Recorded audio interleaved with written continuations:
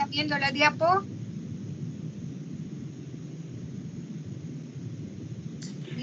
Alumnos, ¿están viendo la diapositiva? No, doctora. Y a ver, vamos.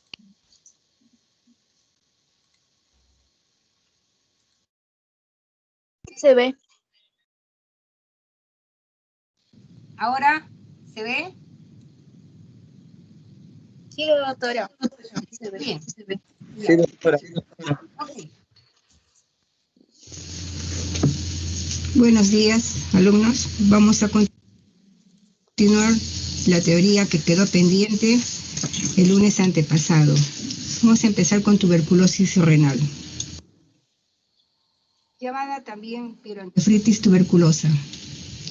Es una enfermedad de evolución crónica e insidiosa, de afectación extrapulmonar. Vía de llegada es hematógena y está producida por el Mycobacterium tuberculosis con foco primario pulmonar.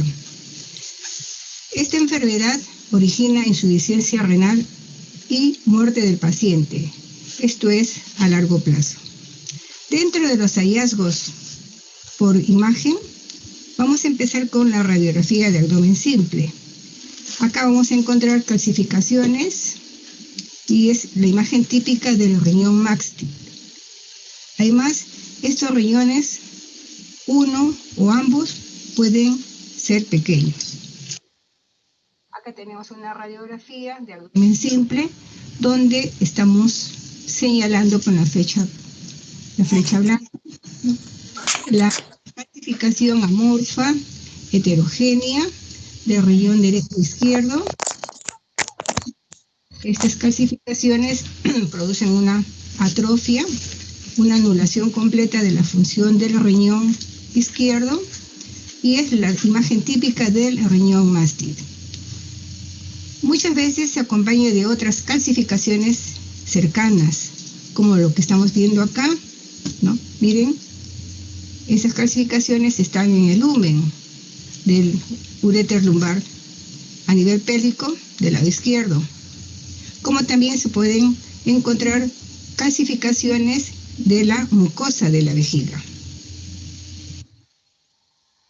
En el urograma excretor, ¿qué es lo que vamos a encontrar sobre la tuberculosis renal?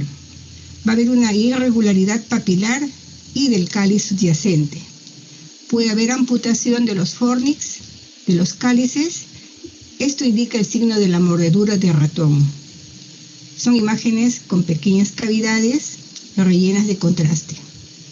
Puede confluir originando un absceso tuberculoso. Además, puede producir fibrosis con áreas de estenosis y calictasia. De acuerdo a la obstrucción, hay un aumento de tamaño renal y esto se acompaña con una hidronefrosis. En la fase terminal, la obstrucción total lleva a una atrofia renal. Acá vamos a encontrar un riñón irregular, disminuido de tamaño, con anulación de la función renal respectiva. Acá tenemos lo que señala la flecha, es parte de un urograma excretor. Acá vemos el signo del cáliz fantasma, donde hay una pérdida de visibilidad o borrosidad de los cálices. El cáliz más apical está ausente, observándose el infundíbulo amputado. Acá también podemos ver parte del infundíbulo amputado. En esta otra secuencia estamos viendo al paciente se le colocó un catéter ureteral porque había presentado estenosis en la etapa de la tuberculosis. Bien, a través del urograma excretor estamos viendo que hay una dilatación de los cálices. Se pintó parte de la luz del catéter y también parte del lumen normal del uréter, donde vemos imágenes semisaculares, pseudodiverticulares, ¿no? Un aspecto de sacacorcho, y acá áreas de estenosis. Bien. En relación a la tuberculosis vesical, esta enfermedad es propia del adulto mayor y en la radiografía simple de abdomen vamos a encontrar calcificaciones de la pared vesical. Hay que tener cuidado, ¿no? Y hacer el diagnóstico diferencial con otras entidades que también producen calcificación de la pared vesical, como por ejemplo la esquistosomiasis y algunas enfermedades propias del colágeno. Aparte, la tuberculosis vesical también puede producir en el varón calcificaciones de las vesículas seminales o de los conductos deferentes. El urograma excretor va a demostrar una vejiga pequeña, una microvejiga con áreas de estenosis o dilatación distal de ambos uréteres. Acá tenemos una cistitis granulomatosa causada por una tuberculosis.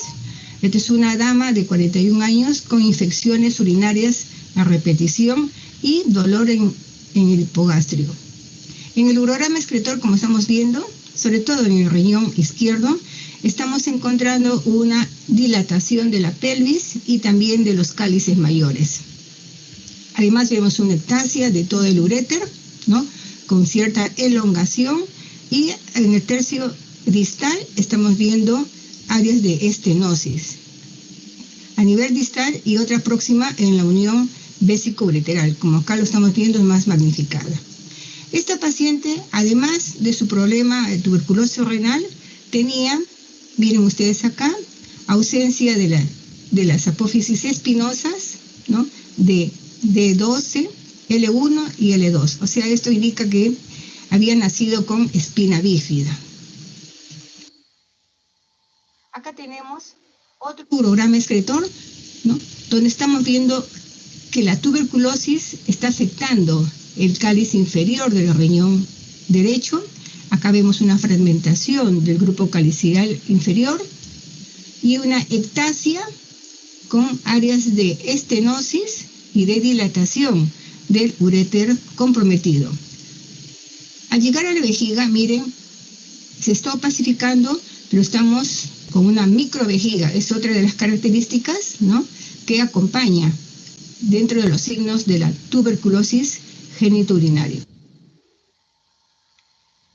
En este urograma excretor, también paciente portador de una tuberculosis genitourinaria, donde estamos viendo dilatación de las cavidades del riñón derecho y hay una severa estenosis del uréter respectivo. No hay pasaje, no se representa el uréter, no, está afectando completamente la tuberculosis.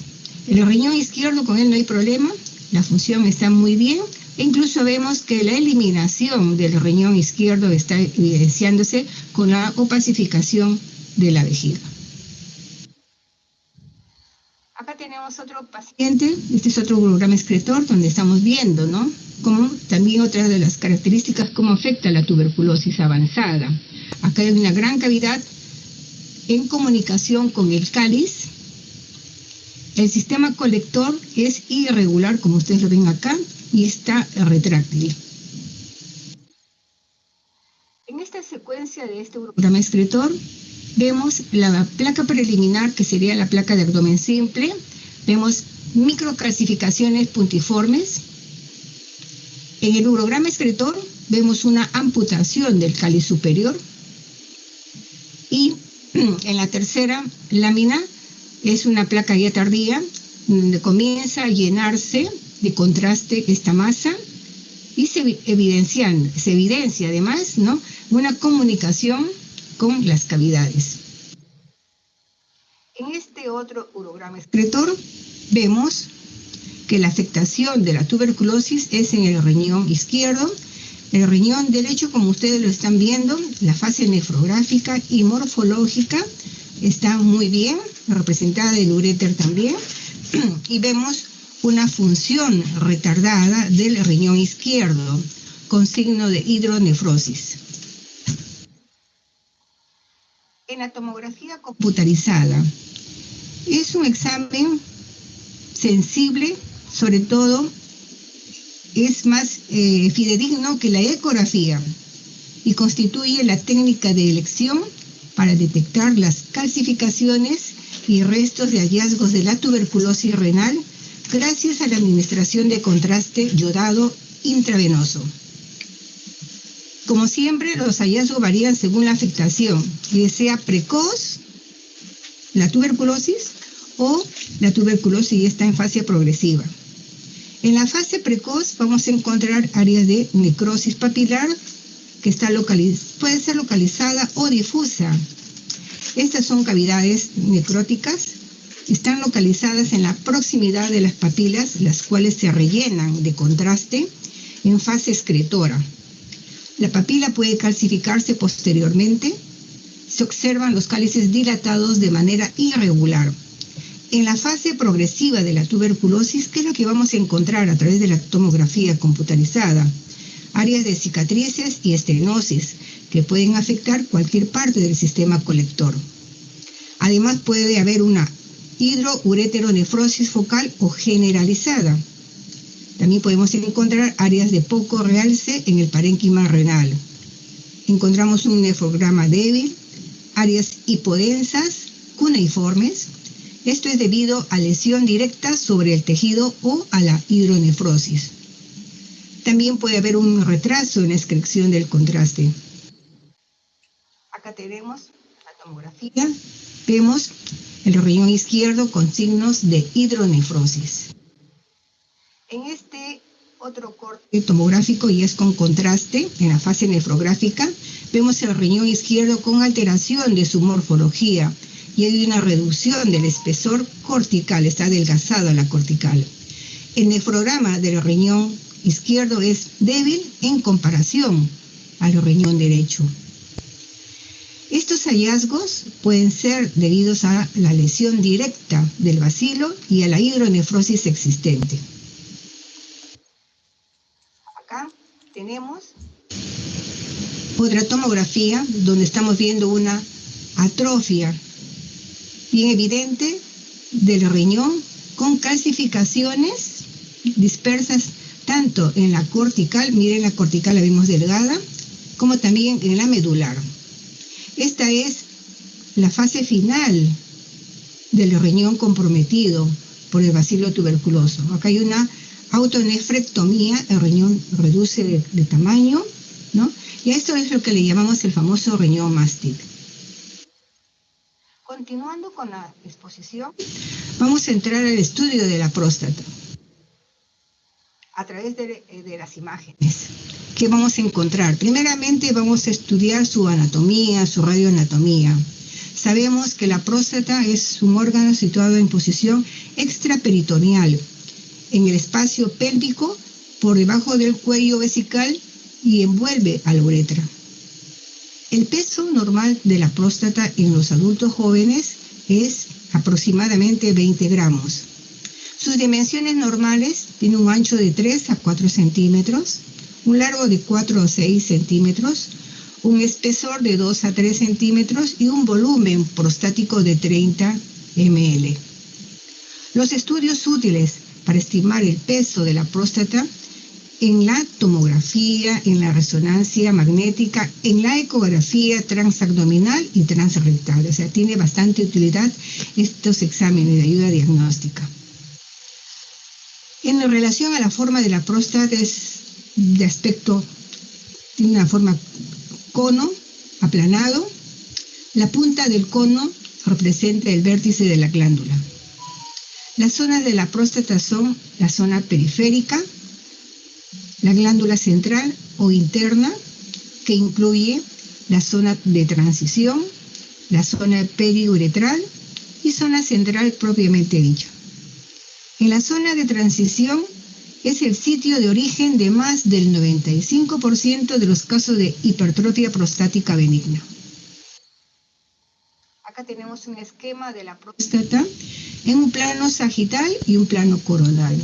En el plano sagital tenemos la cara anterior, la cara posterior, la cara superior, ¿no? Y vamos a encontrar, ¿no?, la zona central, la zona de transición,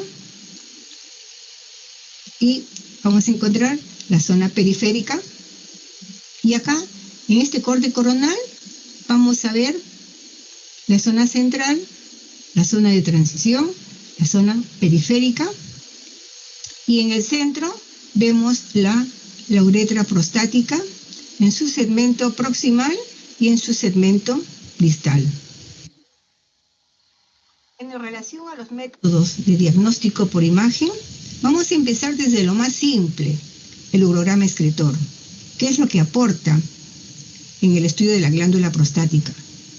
Vamos a encontrar consecuencias indirectas causadas por lesiones prostáticas sobre las estructuras adyacentes, el riñón, el uréter, la vejiga y la uretra.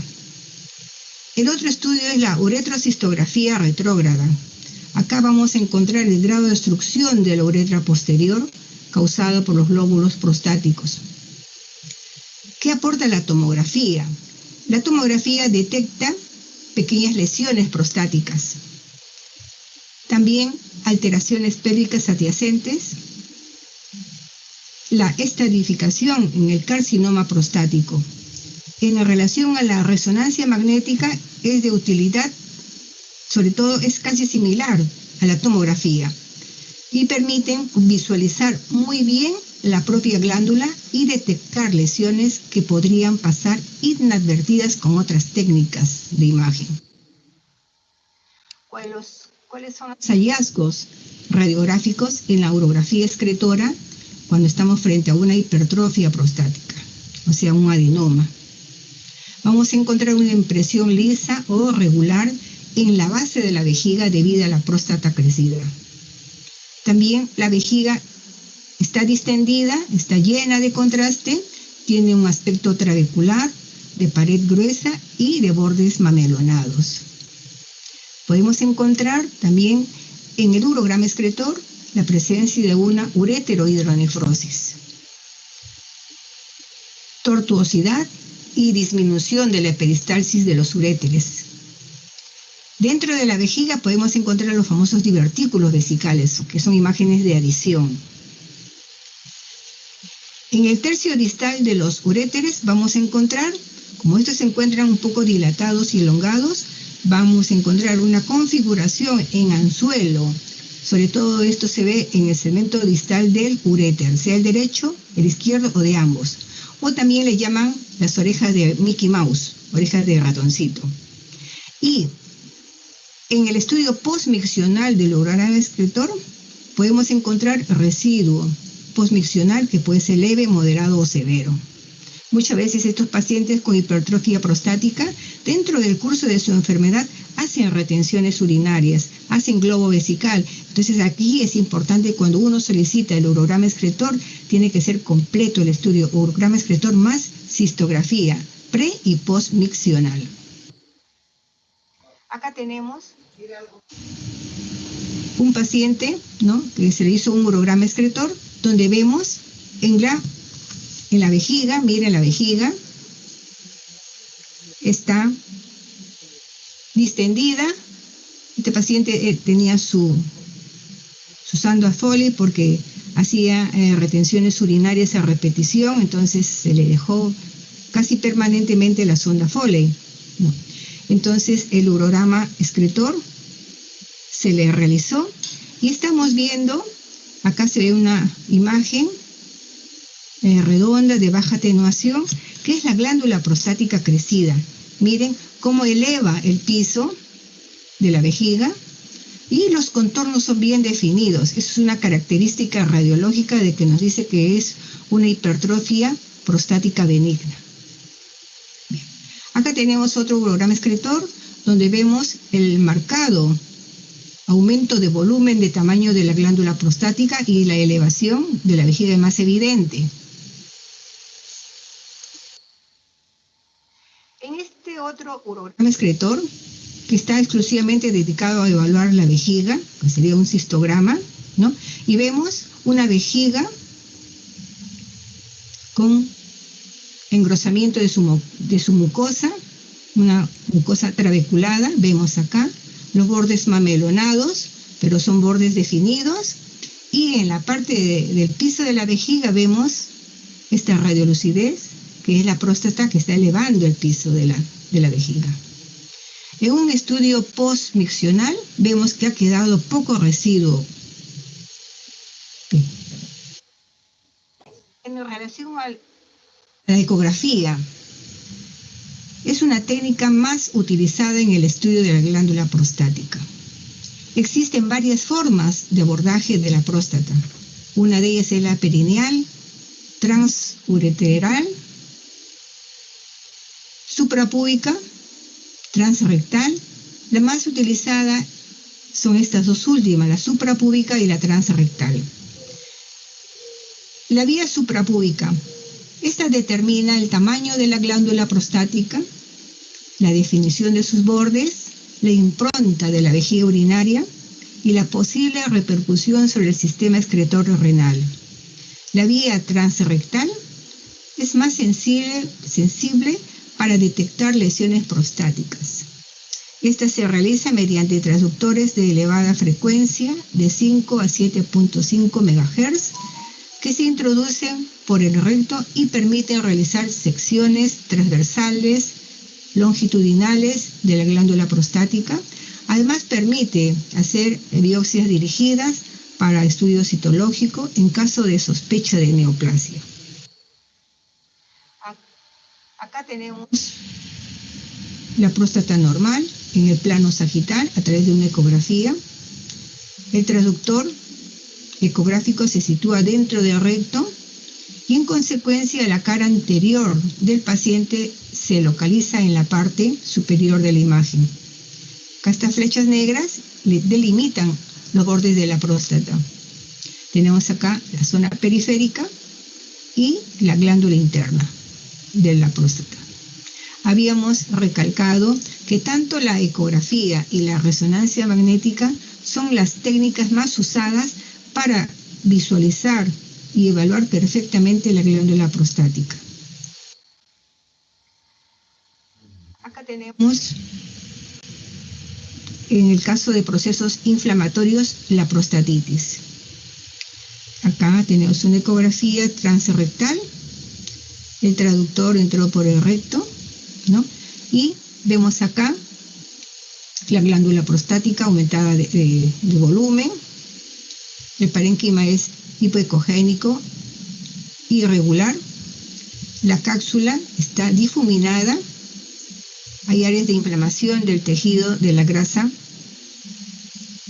periprostática, que es hiperrefringente.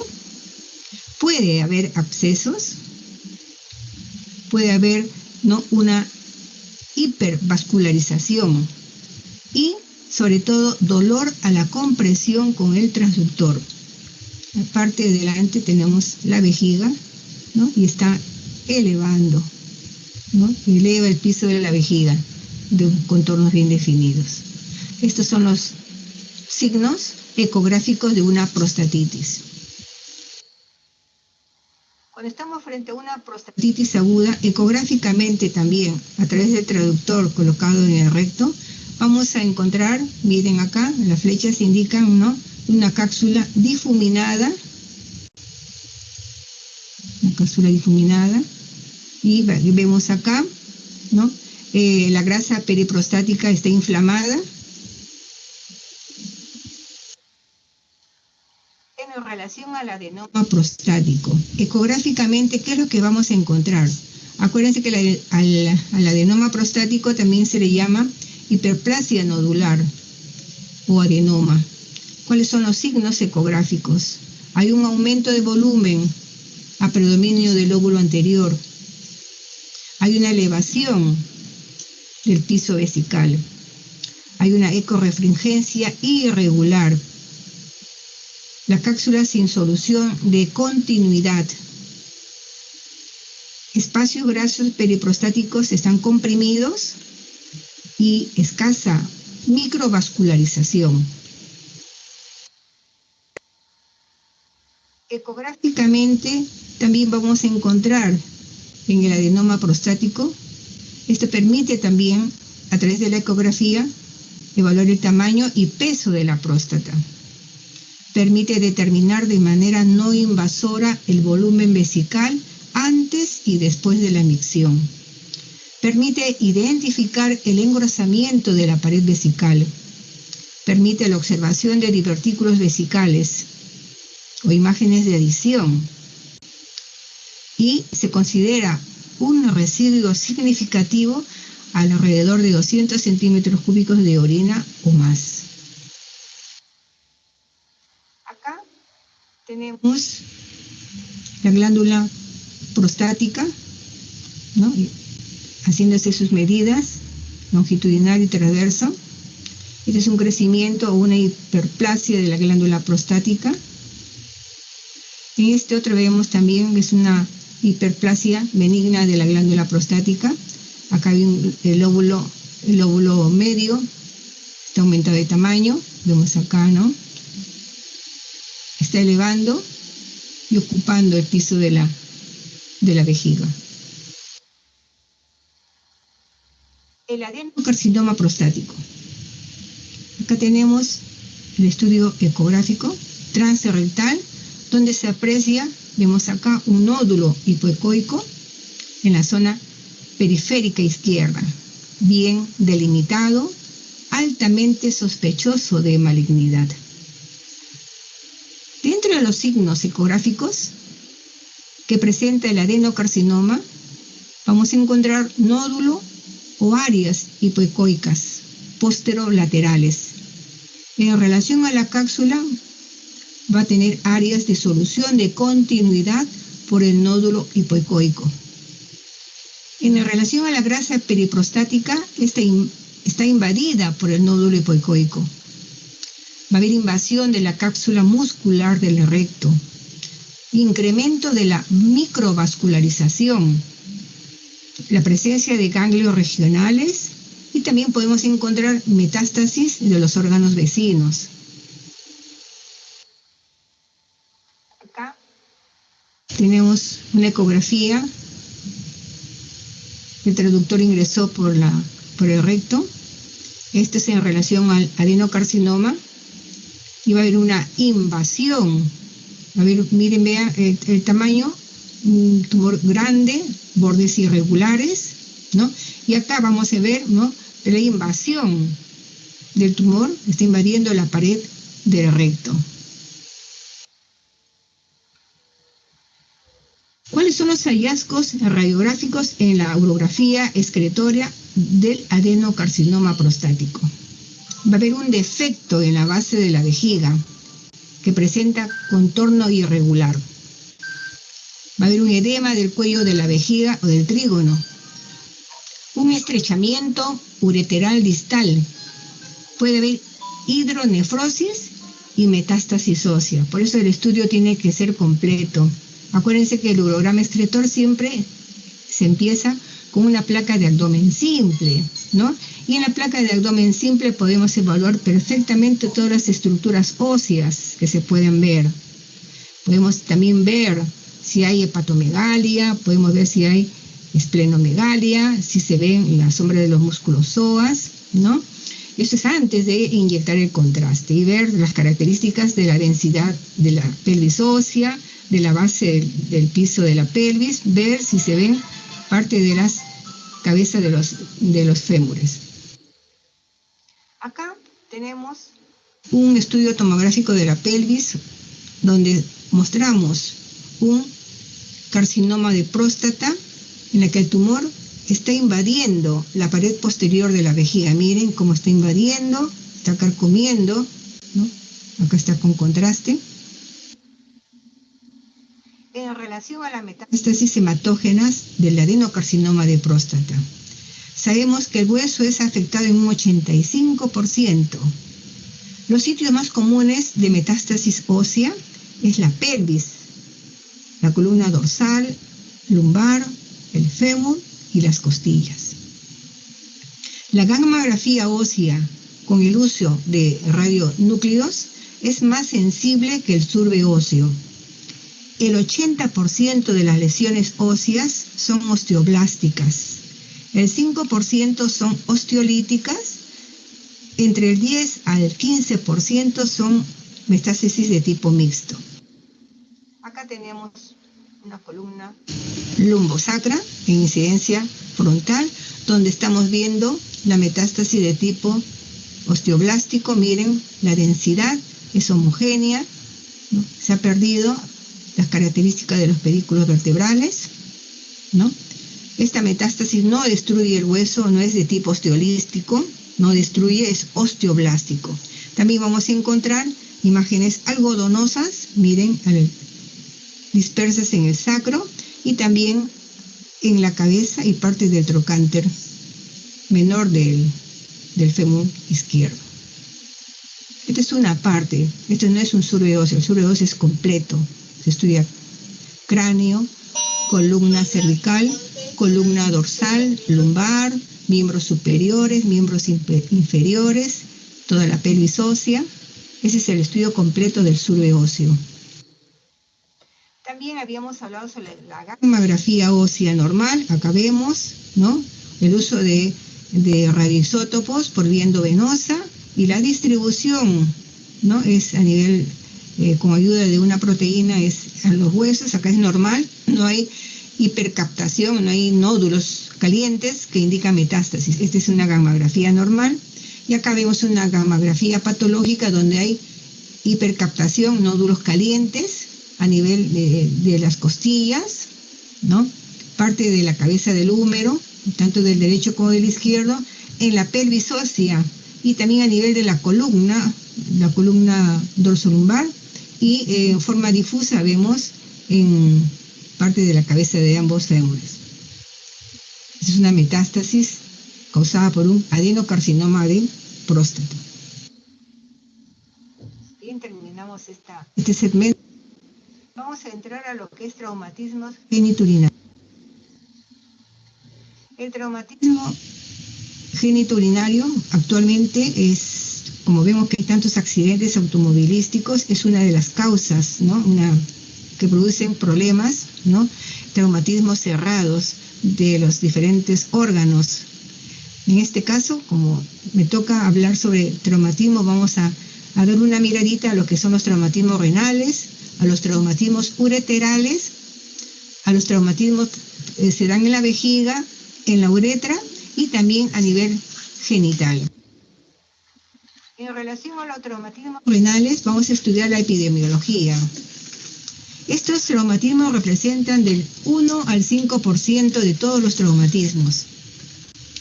El traumatismo renal es la lesión más frecuente del aparato urinario. El riñón es uno de los más afectados, también es el vaso. Las lesiones viscerales más frecuentes en el traumatismo abdominal cerrado. Estos son los más afectados. Las causas ya hemos hablado: accidentes de tránsito, accidentes laborales, deportes de contacto, caídas y agresión, heridas por arma blanca o armas de fuego, que ahora se ve con bastante frecuencia que hay muchos asaltos. Ha disminuido la seguridad. También pueden asociarse a lesiones de otros órganos abdominales, como el hígado. Ya hemos hablado del vaso, el páncreas. En relación a los tipos de traumatismos, los traumatismos penetrantes o abiertos, causados por armas de fuego y arma blanca, producen lesiones más severas y menos predecibles. La tasa de nefrectomía es alta. Se asocian a menudo con lesiones de otros órganos. Cuando estamos frente a traumatismos cerrados, mayormente los accidentes automovilísticos, accidentes laborales, deportes de contacto, caídas y agresiones son las más frecuentes que producen este tipo de traumatismo cerrado. La mayoría de traumatismos cerrados se tratan con medidas conservadoras. Pueden asociarse a lesiones de otros órganos. Acá tenemos una clasificación en relación a los traumatismos propios del riñón. Se ha clasificado en grados del 1 al grado 5. Vamos a ver el grado 1. Vemos una contusión renal, en donde hay un hematoma subcapsular circunscrito sin laceración parenquimatosa. El grado 2, acá vemos un hematoma perirenal, donde hay una laceración parenquimatosa menor de 1 centímetro, sin extravasación de la orina. El grado 3, hay una laceración profunda, miren, mayor de 1 centímetro sin extravasación de orina. Es un hematoma perirrenal. El grado 4 es una laceración a través de la unión córtico-medular. Es una fractura renal hasta la vía urinaria, donde hay una extravasación, o puede haber una laceración de vasos con lesión vascular segmentaria con hematoma agregado. Y el grado 5, completamente hay un estallido renal, o puede haber una trombosis de la arteria renal, o una abulsión, como vemos acá, del pedículo renal. Entonces tenemos 5 grados, ¿no?, de clasificación de los traumatismos propios del riñón. En relación al estudio por imagen, ¿no?, se empieza siempre con una ecografía, un urograma endovenoso o urograma excretor, una tomografía de cajón, la resonancia magnética y una arteriografía para ver compromiso de los grandes vasos. Las lesiones renales demostradas tomográficamente se observan desde contusiones, hematomas subcapsulares hasta laceraciones graves que afectan los vasos renales mayores y al sistema colector. Si tomográficamente uno de los riñones no se opacifica con el contraste intravenoso, indica que el pedículo vascular está lesionado y es urgente la intervención quirúrgica para intentar la revascularización. Y desde el momento en que se ha producido el accidente, hay un plazo de 6 horas para realizar la intervención quirúrgica, antes de perder el riñón. Cuando estamos frente a los traumatismos propios de la vejiga, acá es importante conocer los tipos de perforación vesical: intraperitoneal y extraperitoneal. El intraperitoneal se presenta cuando se lesiona una vejiga llena, y el extraperitoneal, aparte de encontrar la lesión de la vejiga, esta se relaciona con fracturas pélvicas. La perforación de la vejiga se estudia mediante cistografía o cistografía con tomografía, o a través de una uretrocistografía retrógrada, que ya sabemos en qué consiste y podemos identificar los grados de patología. En relación a la tomografía con contraste, es la prueba de elección para el traumatismo renal con pacientes estables para el diagnóstico y ver el estadiaje y el compromiso renal. Aporta información sobre lesiones asociadas, la topografía de la lesión, ver la función renal si está estable o está comprometida, o puede haber alguna sospecha de lesión del pedículo renal. Entonces tiene bastante utilidad, ¿no?, la tomografía con contraste endovenoso, sustancia de contraste iodado.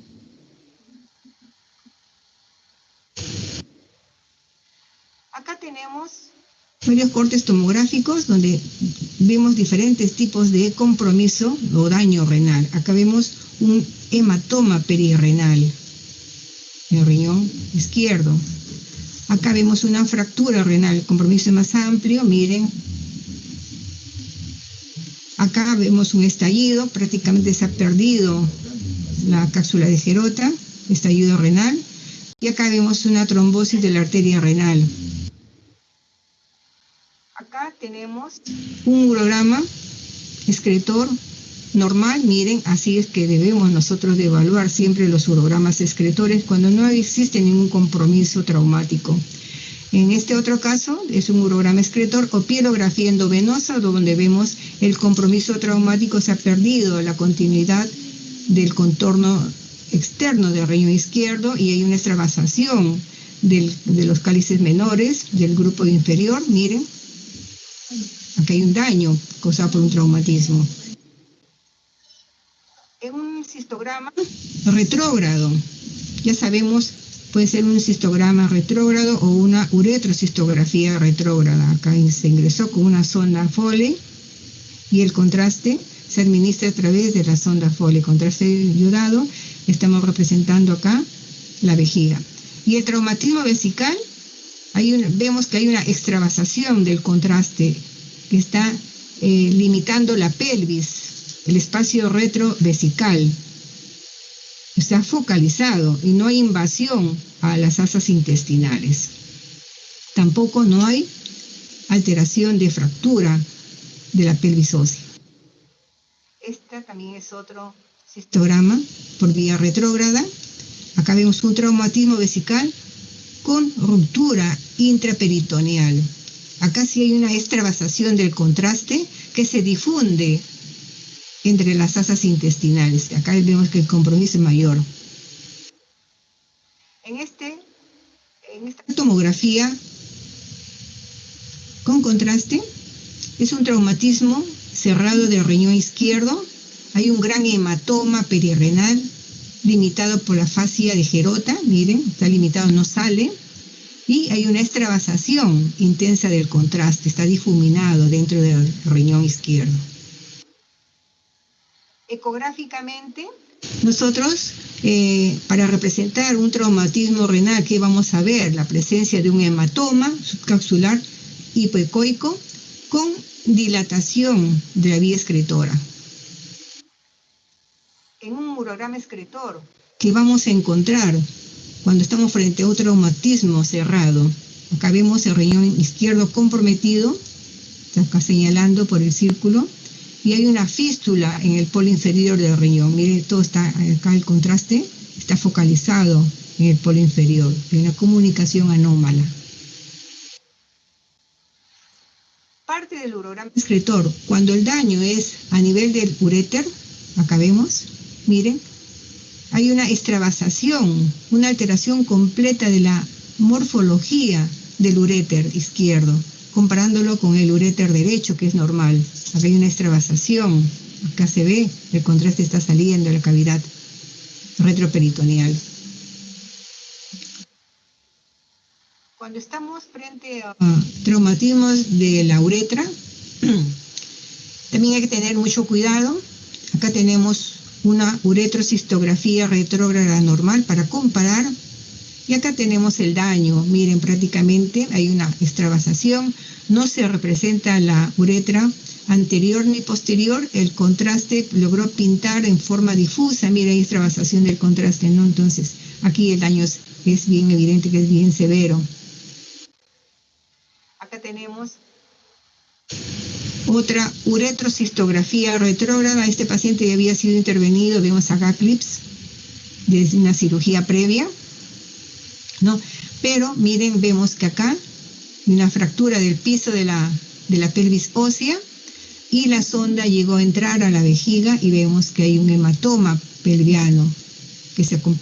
La vejiga está pequeña, no se pudo ingresar más contraste porque a veces es lo limitado por el hematoma que impide que se distienda adecuadamente la vejiga, y hay que hacerlo con bastante cuidado, de hecho, ¿no?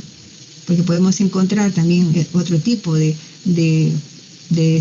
rupturas de la pared de la vejiga con extravasación, como habíamos visto en las imágenes anteriores. Acá también tenemos, miren, esta es una tenemos acá que la sonda Foley se colocó en la fosita navicular y vemos que se dibuja en forma anómala en la uretra peniana, y acá a nivel de la uretra vulvar y membranosa es la extravasación del contraste. Con las justas llegó a opacificarse la vejiga. Es un compromiso severo. Traumatismo bien evidente de la uretra vulvar y la uretra membranosa. Acá es un control después de que se hizo una cirugía reconstructiva de un traumatismo de la uretra, y vemos que ha quedado una pequeña estenosis, ¿no?, en el segmento medio proximal de la uretra peniana. En este urograma excretor estamos viendo, el paciente presentó un traumatismo penetrante por arma de fuego. Vemos acá la bala que está más o menos a la altura del cáliz superior, pero a través del uréter excretor vemos que no hay extravasación. Parece que la bala no ha comprometido los cálices, ¿no? Pero acuérdense que no nos contentemos con tomar esta radiografía. Se puede tomar, ¿no?, en oblicua para ver si está en la corteza la bala o si está en la zona medular, ¿ya? O una lateral también, cuando se puede movilizar al paciente, ¿no? El riñón izquierdo vemos que la función está perfecta, no hay problema. Acá tenemos una tomografía axial, también vemos un traumatismo abdominal cerrado y el compromiso es del riñón derecho.